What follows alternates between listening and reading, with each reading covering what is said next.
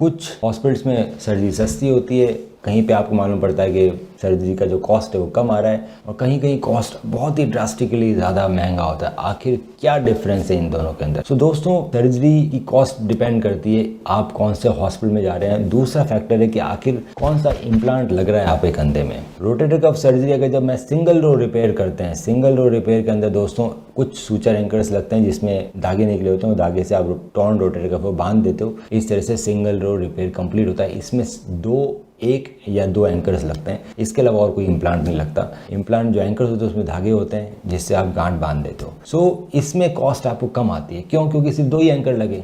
वहीं अगर हम रोटेटर कफ रिपेयर करते हैं डबल रो टेक्निक से, मतलब मीडियल रो में भी एंकर लगे, लेटरल रो में भी एंकर लगे, इसके अंदर दोस्तों फिक्सेशन बहुत ज़्यादा स्ट्रांग होता है। फिक्सेशन स्ट्रांग इसलिए होता है जैसे कि ये हमारा रोटेटर कफ है और यहाँ पे उसको चिपकना है।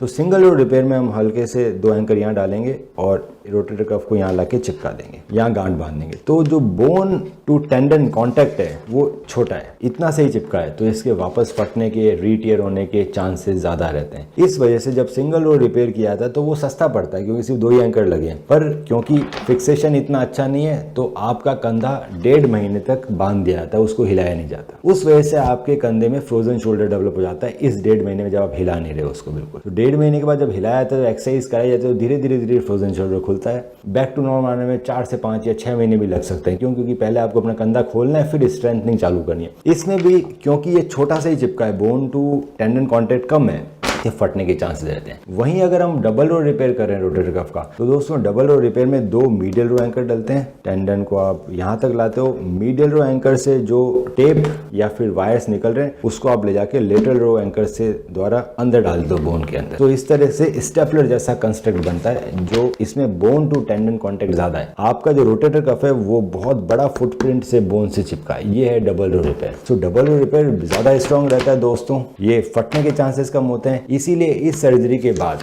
आपका हाथ 1.5 महीने तक ऐसे बांधा नहीं जाता, कम दिनों के लिए बांधा जाता है। दूसरा, एवरीडे वो आपको अपना शोल्डर मोबाइल हटाना है और अपने कंधे को पैसिवली मूवमेंट करना, ना कि एक्टिवली, ताकि आपको फ्रोजन शोल्डर डेवलप नहीं हो। तो डबल रो रिपेयर के अंदर दोस्तों फ्रोजन शोल्डर डेवलप होने के चांसेस बहुत कम होते हैं क्योंकि रेंज ऑफ मोशन एक्सरसाइज हम बहुत जल्दी चालू कराते हैं। दूसरा, एक बार वो चिपक गया तो उसमें रीटियर होने के भी चांसेस कम, तो फेलियर के चांसेस कम है। डबल रो रिपेयर के अंदर भी एडवांसमेंट आ गए कि आजकल टेप्स का यूज होता है। आजकल हम रोटेटर कफ में टेप का यूज करते हैं, ना कि वायर का यूज करते हैं। तो टेप नॉन ट्रॉमेटिक रहती है, आपके रोटेटर कफ को काटती नहीं है। तो double row repair with tape with knotless technique, मतलब गांठ नहीं बांधनी, ये सबसे एडवांस टेक्निक है जिसमें बहुत जल्दी ठीक हो, तो फेलियर के चांसेस कम है और ये दूरबीन से होती है। बहुत कम छेद होते हैं कंधे में और ये सर्जरी परफॉर्म की जाती है। अगर आपको कोई भी डाउट है इस सर्जरी के बारे में या आपके हमारे में रोटेटर कफ स्ट्रेन टियर लिखा हुआ है, तो आप हमें अपनी हमारी व्हाट्सएप कीजिए, मैं डिटेल में हिस्ट्री बताऊंगा सबसे अच्छा टेक्निक क्या है उसको ठीक करने का।